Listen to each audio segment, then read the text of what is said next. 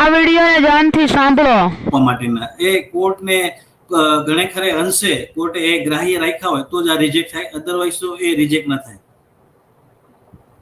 નમસ્કાર મિત્રો, હાલ જ એક સમાચાર સામે મળી રહ્યા છે કે ગણેશભાઈ ગોંડલના જે કાંઈ અરજીઓ હતી તે કોર્ટ સમક્ષ મૂકવામાં આવી હતી, પરંતુ ગણેશભાઈ ગોંડલની આ અરજીઓને ફગાવી દેવામાં આવી છે. તો શા માટે ફગાવી દેવામાં આવી છે તેનો વિડીયો તમે થોડોક નાનો વિડીયો આગળ તમને સંભળાવ્યો, પણ એનો જે વિસ્તારથી વિડીયો છે એ હું હમણાં વિડીયોની લાસ્ટમાં તમને સંભળાવીશ. તો અમારી સાથે જોડાયેલા રહેજો.